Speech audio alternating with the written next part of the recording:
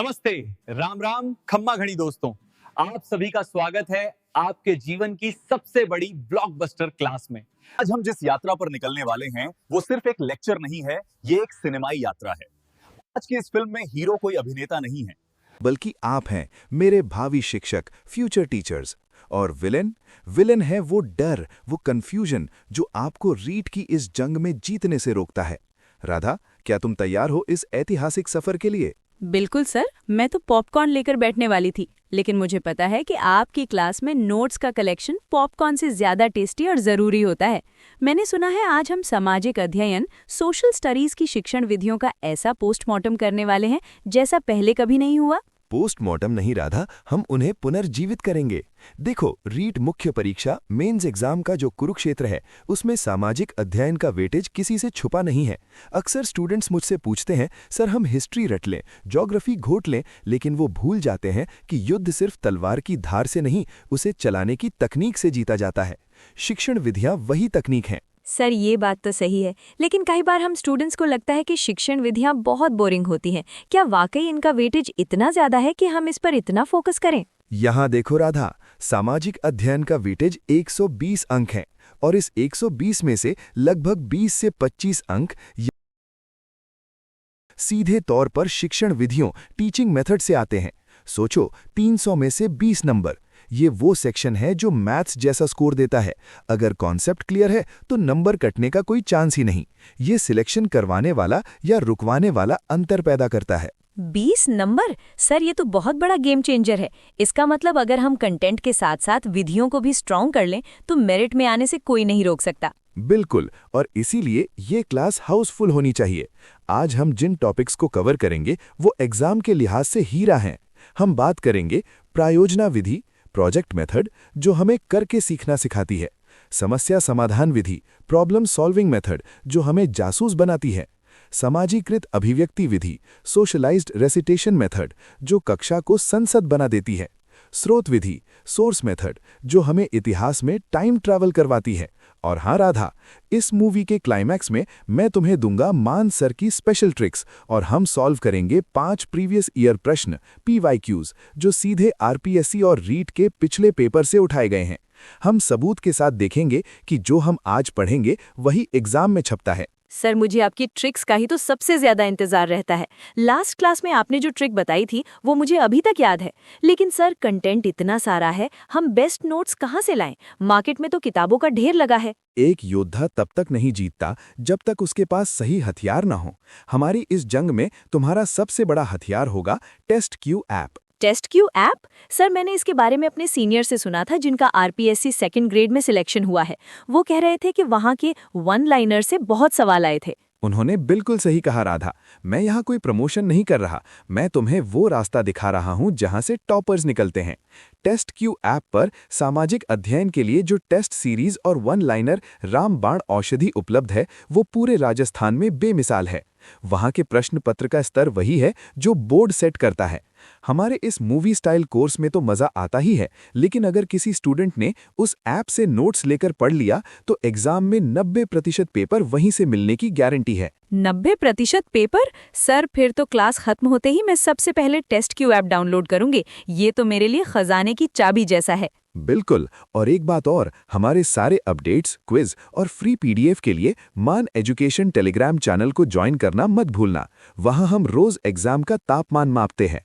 चलो अब बातें कम और काम ज्यादा। कैमरा रोल हो चुका है, लाइट्स ऑन है, एक्शन।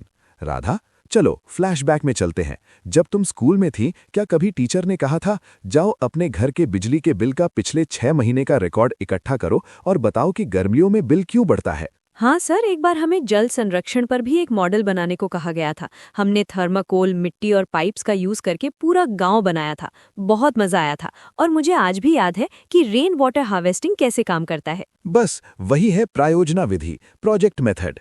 इस विधि का मूल मंत्र यानी कोर फिलॉसफी ही यही है, लर्निंग बाय डूइंग यानी करके सीखना और लर्निंग बाय लिविंग यानी जीवन द्वारा सीखना। इसमें हम रटते नहीं हैं, हम जीते हैं। लेकिन राधा, यहाँ एक बहुत बड़ा कंफ्यूजन होता है स्टूडेंट्स को। इसके जनक कौन है, जॉन डीवी या किलपैट्रिक? क्या तुम्हें पता है? सर मैंने कहीं जॉन डीवी पढ़ा है और कहीं किलपैट्रिक। आप प्लीज इसे क्लियर कर दीजिए। देखो, ये फिल्म का एक बड़ा ट्विस्ट है, ध्यान से सुनना। इस विधि की जो विचारधारा है, यानी इसका आत्मा, वो प्रयोजनवाद पर आधारित है, जिसके प्रणेता थे जॉन डीवी। डीवी मानते थे कि शिक्षा जीवन से जुड़ी होनी चाहिए, लेकिन इस विचारधारा को एक व्यवस्थित शिक्षण विधि का रूप देने वाले व्यक्ति थे William Heard Kilpatrick, WH Kilpatrick. Kilpatrick John Dewey के शिष्य थे। उन्होंने 1918 में एक लेख लिखा था, द प्रोजेक्ट मेथड, जिसने दुनिया भर में तहलका मचा दिया था। अच्छा, मतलब फिलॉसफी डीवी की और मेथड किलपैट्रिक का। बिल्कुल सटीक। अगर एग्जाम में सवाल आए कि प्रायोजना विधि के प्रतिपादक कौन है, तो उत्तर WH किलपैट्रिक होगा, और अगर पूछें कि यह विधि किस दर्शन पर आधारित है, तो उत्तर प्रयोजनवाद यानी जॉन डीवी होगा। अब किलपैट्रिक की एक परिभाषा है जो RPSC एग्जाम्स की फेवरेट है, इसे रट लो। A project is a whole hearted purposeful activity proceeding in a social environment. प्रायोजना एक सुहृदय उद्देश्यपूर्ण प्रक्रिया है जो सामाजिक वातावरण में पूर्ण की जाती है। सर, इसमें सामाजिक वातावरण क्यों जरूरी है? क्या हम अकेले प्रोजेक्ट नहीं कर सकते? कर सकते हैं, लेकिन किलपैट्रिक का मानना था कि स्कूल एक छोटा समाज है। जब बच्चे मिलजुल कर काम करते हैं तो वो सहयोग और नेतृत्व सीखते हैं। अब आते हैं इस मूवी के सबसे महत्वपूर्ण हिस्से पर, प्रायोजना विधि के सोपान, स्टेप्स पर। राधा, RPSC सेकंड ग्रेड 2017 में इन सोपानों का सही क्रम पूछा गया था, इसलिए ये बहुत क्रिटिकल है। इसके 6 चरण होते हैं। परिस्थिति उत्पन्न करना, creating the situation. Teacher class में आकर सीधे नहीं कहता कि चलो प्रोजेक्ट करते हैं, वो पहले माहौल बनाता है। जैसे अगर स्वच्छता पर काम करना है तो टीचर बातों बातों में पूछेगा, अरे आज स्कूल के मैदान में इतनी गंदगी क्यों है? बच्चे खुद कहेंगे, सर हमें सफाई करनी चाहिए। ये है परिस्थिति उत्पन्न करना। योजना का चुनाव और उद्देश्य निर्धारण, सिलेक्शन एंड पर्पसिंग। अब बच्चे तय करते हैं कि वो क्या करेंगे। हम गार्डन साफ करेंगे। टीचर यहाँ सिर्फ गाइड करता है, थोपता नहीं है। कार्यक्रम बनाना या योजना बनाना, प्लानिंग, ये सबसे महत्वपूर्ण स्टेप है। कौन झाड़ू लाएगा, कौन कचरा उठाएगा, समय कितना लगेगा। एक अच्छी प्लानिंग ही प्रोजेक्ट को सफल बनाती है। क्रियान्वयन, एग्जीक्यूशन, अब एक्शन शुरू। बच्चे मैदान में उतरते हैं। ये स्टेप सबसे लंबा चलता है। लर्निंग बाय डूइंग यहीं होती है। मूल्यांकन, इवैल्यूएशन, काम खत्म होने के बाद रिव्यू करना। क्या हमारा गार्डन साफ हुआ? क्या हमने मिलजुल कर काम किया? लेखा जोखा रखना, रिपोर्टिंग यानी रिकॉर्डिंग। अंत में एक फाइल तैयार करना। हमने कैसे शुरू किया, क्या मुश्किलें आईं, क्या सीखा। सर, ये 6 स्टेप सीक्वेंस में याद रखना थोड़ा मुश्किल लग रहा है। एग्जाम के प्रेशर में तो प्लानिंग पहले आ जाती है और परिस्थिति बाद में। फिकर नॉट राधा, जब मान सर साथ हैं तो डरने की क्या बात है। लो, पेश है मान सर की ट्रिक। इस एक लाइन को किसी फिल्मी डायलॉग की तरह याद कर लो। परी ने चुना प्लान, फिर कार्यक्रम का मूल्यांकन करके रिकॉर्ड बनाया। परी यानी परिस्थिति उत्पन्न करना, क्रिएटिंग सिचुएशन। चुना यानी चुनाव करना, सिलेक्शन ऑफ प्रोजेक्ट। प्लान यानी प्लानिंग या योजना बनाना, प्लानिंग। कार्यक्रम यानी कार्यान्वयन, एग्जीक्यूशन। मूल्यांकन यानी मूल्यांकन, इवैल्यूएशन। और रिकॉर्ड यानी रिकॉर्डिंग या लेखा जोखा, रिकॉर्डिंग। वाह सर, परी ने चुना प्लान, ये तो बहुत आसान है। अब मैं कभी सीक्वेंस नहीं भूलूंगी। यही तो जादू है। और राधा, ये विधि पूर्णतः मनोवैज्ञानिक, साइकोलॉजिकल है। ये थॉर्नडाइक के सीखने के 3 नियमों का पालन करती है। पहला, तत्परता का नियम, लॉ ऑफ रेडीनेस। जब हम परिस्थिति उत्पन्न करते हैं तो बच्चे सीखने के लिए तैयार होते हैं। दूसरा, अभ्यास का नियम, लॉ ऑफ एक्सरसाइज। जब वो क्रियान्वयन करते हैं तो अभ्यास होता है। और तीसरा, प्रभाव का नियम, लॉ ऑफ इफेक्ट। प्रोजेक्ट पूरा होने पर जो खुशी मिलती है, संतोष, वो सीखने को पक्का करती है। लेकिन राधा, हर सिक्के के 2 पहलू होते हैं। इस विधि की कुछ कमियां, डीमेरिट्स भी हैं। क्या तुम अंदाजा लगा सकती हो? सर, अगर हम हर टॉपिक पर प्रोजेक्ट बनाने लगेंगे तो सिलेबस कब पूरा होगा? इसमें टाइम बहुत लगता होगा। बिल्कुल सही पकड़ा। ये विधि समय साध्य, टाइम कंज्यूमिंग और खर्चीली है। हर स्कूल में इतने संसाधन नहीं होते। और हाँ, इससे क्रमबद्ध ज्ञान देना मुश्किल होता है, क्योंकि हम सिर्फ प्रोजेक्ट से जुड़े टॉपिक्स ही सीखते हैं। अब आते हैं हमारी अगली विधि पर, समस्या समाधान विधि, प्रॉब्लम सॉल्विंग मेथड। राधा, कल्पना करो कि तुम क्लास में जाती हो और बच्चों के सामने एक सवाल रखती हो। राजस्थान के पश्चिमी भाग में खारे पानी की झीलें क्यों पाई जाती हैं, जबकि वहां कोई समुद्र नहीं है? ये सिर्फ एक प्रश्न नहीं है, ये एक समस्या है, प्रॉब्लम। इस विधि के बारे में वुडवर्थ ने कहा था, Problem solving occurs when there is an obstruction in the realization of a goal. समस्या समाधान तब प्रकट होता है जब लक्ष्य प्राप्ति में कोई बाधा आती है। ये विधि बच्चों को वैज्ञानिक चिंतक बनाती है। ये रटने की जगह विचारात्मक चिंतन पर जोर देती है। सर, एक कंफ्यूजन है। प्रोजेक्ट मेथड और समस्या समाधान में फर्क क्या है? दोनों में ही तो हम किसी चीज का हल निकाल रहे हैं। बहुत गहरा और शानदार सवाल। 90% स्टूडेंट्स यहाँ कंफ्यूज होते हैं। ध्यान से सुनना।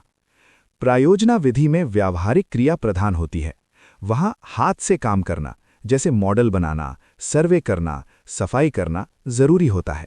वहाँ स्थूल काम होता है। समस्या समाधान विधि में मानसिक क्रिया प्रधान होती है। यहाँ जरूरी नहीं कि तुम कोई मॉडल बनाओ। यहाँ तुम डेटा कलेक्ट करते हो, दिमाग लगाते हो, तर्क करते हो और समाधान निकालते हो। ये मस्तिष्क की कसरत ज्यादा है। इसके सोपान भी वैज्ञानिक विधि जैसे होते हैं।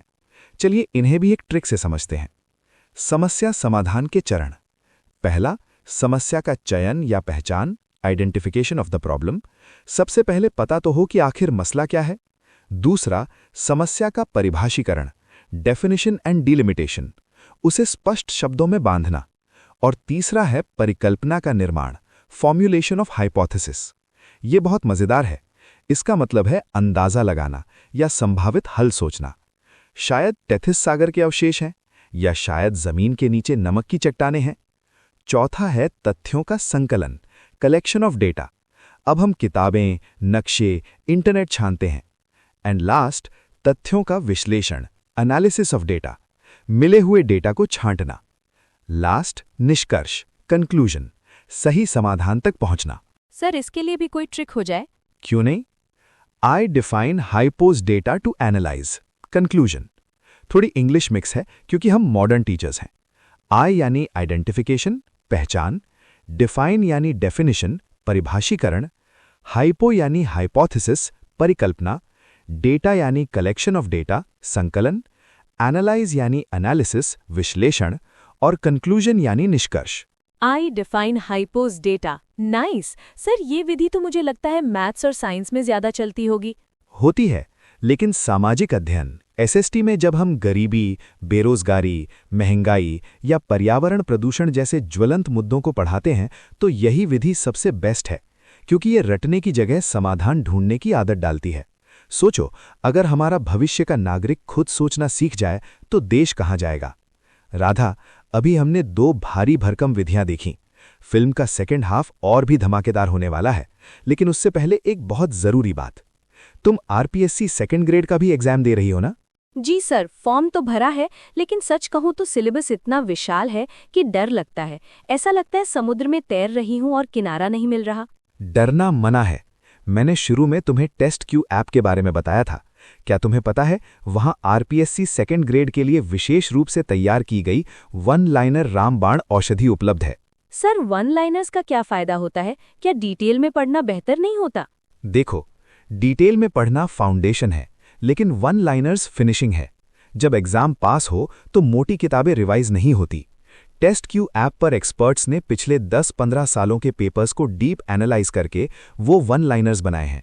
अगर तुमने वो पढ़ लिए तो समझो 60 से 70% तथ्यात्मक प्रश्न तुम्हारी जेब में। वहां की टेस्ट सीरीज बिल्कुल एग्जाम पैटर्न पर है। नेगेटिव मार्किंग को कंट्रोल करना तुम वहीं से सीखोगी। मेरे कई स्टूडेंट्स ने सिर्फ उस ऐप के नोट्स और टेस्ट्स के दम पर टॉप रैंक हासिल की है। तो आज ही प्ले स्टोर पर जाओ, टेस्ट क्यू सर्च करो और अपनी तैयारी को नेक्स्ट लेवल पर ले जाओ। ये प्रमोशन नहीं, एक बड़े भाई की सलाह है। सर, अब तो मैं पक्का डाउनलोड करूंगी। स्मार्ट वर्क ही तो करना है। बिल्कुल, और साथ में मान एजुकेशन टेलीग्राम चैनल पर भी एक्टिव रहना। वहां हम रोज रात को क्विज डालते हैं। चलो, इंटरमिशन खत्म, वापस चलते हैं क्लासरूम में। अब बात करते हैं सामाजिकृत अभिव्यक्ति विधि की। इसे हिंदी में सामाजिकृत वाचन विधि भी कहते हैं। राधा, पुराने जमाने की क्लास याद है? टीचर आया, लेक्चर दिया, बच्चे चुपचाप मूर्ति बनकर सुन रहे हैं। अगर किसी ने चूं भी की तो डंडा पड़ता था। वो क्या था? सर, वो तो तानाशाही थी, टीचर सेंटर्ड क्लास। बिल्कुल सही, लेकिन ये विधि उसका ठीक उल्टा है। इसे सोशलाइज्ड क्लास टेक्निक भी कहते हैं। इसमें कक्षा को एक लघु समाज, मिनिएचर सोसाइटी मान लिया जाता है। यहाँ टीचर तानाशाह नहीं, बल्कि एक मार्गदर्शक, गाइड और मित्र होता है। इस विधि में क्या होता है? विवाद यानी डिस्कशन और तर्क वितर्क यानी डिबेट। एक होती है पैनल चर्चा, जिसमें कुछ चुनिंदा छात्र एक्सपर्ट बनकर बोलते हैं। इससे बच्चों में सहयोग, नेतृत्व और सहिष्णुता जैसी भावनाओं का विकास होता है। जब राधा क्लास में बोलती है और बाकी सुनते हैं तो राधा का कॉन्फिडेंस बढ़ता है और बाकियों में सुनने का धैर्य। सर, मतलब जैसे हम अभी बात कर रहे हैं, ये भी एक तरह का सोशल रेसिटेशन है? 100%। हम संवाद कर रहे हैं। तुम एक्टिव हो, मैं एक्टिव हूं। एग्जाम में एक बहुत महत्वपूर्ण सवाल आता है, कक्षा को लघु समाज मानकर शिक्षण किस विधि में किया जाता है? इसका उत्तर होगा सामाजिकृत अभिव्यक्ति विधि। लेकिन राधा, इसकी एक बड़ी कमी भी है। क्या तुम अंदाजा लगा सकती हो? सर, मुझे लगता है अगर हम टीचर कंट्रोल ना रखें तो क्लास मछली बाजार बन सकती है। बिल्कुल। अगर टीचर कमजोर हुआ तो ये विधि शोरगुल में बदल जाती है। और एक दिक्कत ये भी है कि केवल होशियार और बोलने वाले बच्चे यानी एक्सट्रोवर्ट्स ही इसमें भाग लेते हैं। शर्मीले बच्चे पीछे छूट जाते हैं। इसलिए टीचर का रोल यहाँ पर बहुत कुशल संचालक का होता है। अब हम चलेंगे इतिहास के सफर पर। राधा, अगर मैं तुम्हें कहूं कि मुगलों के बारे में पढ़ो तो तुम किताब पढ़ोगी, लेकिन अगर मैं तुम्हें हल्दी घाटी की मिट्टी दिखाऊं या अकबर का लिखा हुआ असली फरमान दिखाऊं तो रोंगटे खड़े हो जाएंगे सर। वो तो असली चीज होगी, एकदम रियल फील आएगा। बस यही है स्रोत विधि, सोर्स मेथड।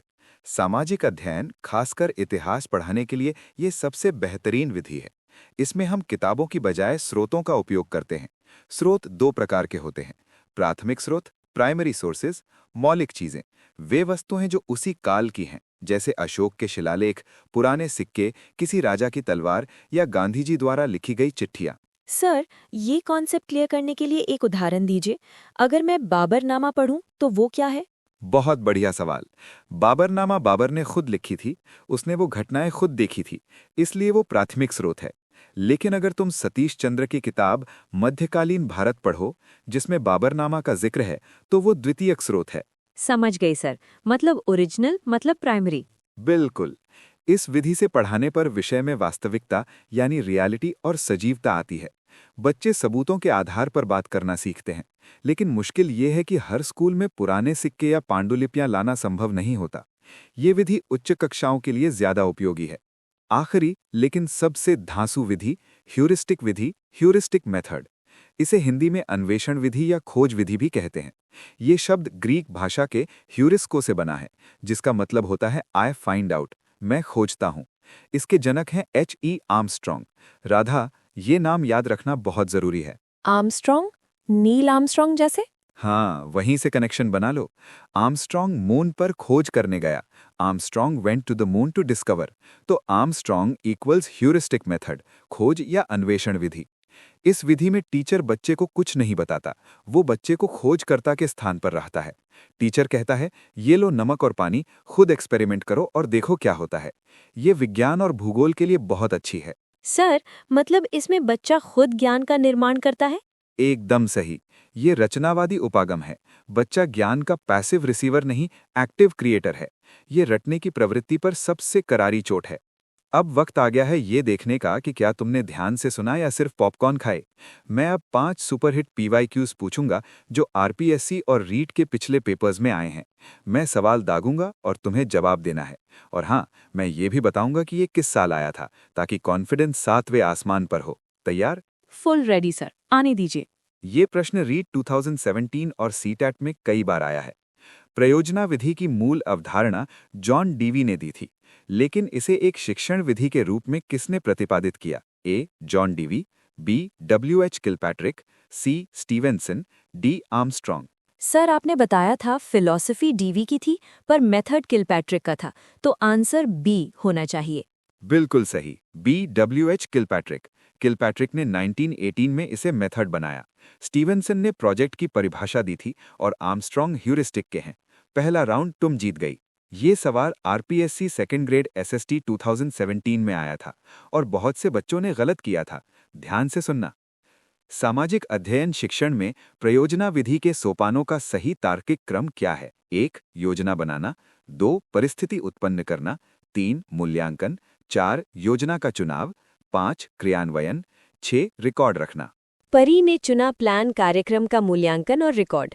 तो पहले परी यानी परिस्थिति 2, फिर चुना यानी सिलेक्शन 4, फिर प्लान 1, फिर कार्यक्रम एग्जीक्यूशन 5, फिर मूल्यांकन 3, लास्ट में रिकॉर्ड 6। तो क्रम होगा 2, 4, 1, 5, 3, 6। आउटस्टैंडिंग राधा, तुमने आरपीएससी का सबसे ट्रिकी सीक्वेंसिंग सवाल क्रैक कर लिया। देखा ट्रिक का कमाल। ज्यादातर स्टूडेंट्स योजना बनाना को पहला स्टेप मान लेते हैं, वहीं गलती होती है। पहले सिचुएशन बनती है, तब प्लान बनता है। ये सवाल बिहार एस्टैट रीट लेवल का है। ह्यूरिस्टिक विधि किसकी देन है? A. Herbert Spencer, B. H.E. Armstrong, C. John Dewey, D. Morrison. Trick थी आर्मस्ट्रॉन्ग मून पर खोज करने गया, तो B. H.E. Armstrong. Correct. Armstrong ने इसे साइंस टीचिंग के लिए डेवलप किया था, पर अब एसएसटी में भी यूज होती है। चौथा, एमपीटेट वर्ग 2 रीट पैटर्न का सवाल है। कक्षा में विचारों की सामाजिक और सहयोगी अभिव्यक्ति, जिसमें कक्षा को लघु समाज माना जाता है, ये कौन सी विधि है? व्याख्यान विधि, बी. समस्या समाधान, सी. समाजीकृत अभिव्यक्ति, डी. प्रयोजना विधि। सर, लघु समाज सुनते ही समाजीकृत अभिव्यक्ति विधि याद आ गया। शाबाश। व्याख्यान विधि टीचर सेंटर्ड है और प्रोजेक्ट विधि में एक्टिविटी मेन होती है, पर एक्सप्रेशन और डिस्कशन सोशल रेसिटेशन का कोर है। आखिरी सवाल, ये रीट लेवल 2 एसएसटी में कॉन्सेप्ट बेस्ड आता है। समस्या समाधान विधि का प्रथम चरण क्या है? ए. परिकल्पना का निर्माण, बी. समस्या की पहचान, सी. आंकड़ों का संग्रहण, डी. निष्कर्ष। सर, ट्रिक थी I define, I for identification, तो बी. समस्या की पहचान। परफेक्ट। बिना प्रॉब्लम पहचाने सॉल्यूशन नहीं निकाल सकते। राधा, तुम्हारा स्कोर है 5/5। You are ready for the exam. Radha और मेरे सभी प्यारे स्टूडेंट्स जो स्क्रीन के उस पार बैठे हैं, आज तुमने सारे सवालों के सही जवाब दिए। इसका मतलब है कि तुम्हारी नींव मजबूत हो गई है। याद रखना, रीट और आरपीएससी एग्जाम्स सिर्फ ज्ञान का टेस्ट नहीं, धैर्य और सही रणनीति का टेस्ट है। ये जो सिलेबस का पहाड़ है, इसे हम अपनी मेहनत की छेनी और हथौड़े से तोड़ देंगे। हमारा ये कोर्स जो मूवी स्टाइल में डिज़ाइन किया गया है, इसका मकसद यही है कि पढ़ाई बोझ ना लगे।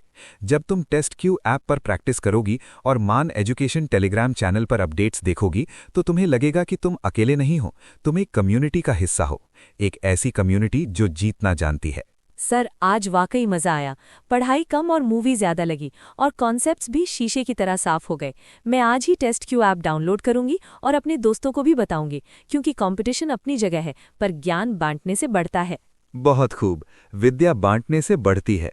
तो दोस्तों, अगर आपको ये सिनेमैटिक लेक्चर पसंद आया, तो ये आपकी जिम्मेदारी है कि इसे ब्लॉकबस्टर बनाएं। लाइक करें, क्योंकि आपका एक लाइक हमें और मेहनत करने की एनर्जी देता है। शेयर करें अपने दोस्तों के साथ, सब्सक्राइब करें चैनल को और बेल आइकन दबाएं ताकि अगली मूवी का टिकट मिस ना हो। कमेंट करके बताएं कि आपको कौन सी ट्रिक सबसे अच्छी लगी, परी ने चुना प्लान या आर्मस्ट्रॉन्ग मून पर। राधा, हमारे दोस्तों के लिए कोई आखिरी संदेश? बस यही कहूंगी दोस्तों, मान सर के साथ जुड़े रहो, टेस्ट क्यू ऐप पर प्रैक्टिस करो, नोट्स बनाओ और खुद पर भरोसा रखो। सफलता हमारी ही होगी। जय हिंद, जय भारत। मिलते हैं अगली क्लास में कल एक नए टॉपिक, नए मसाले और नई कहानी के साथ। Cut and pack up.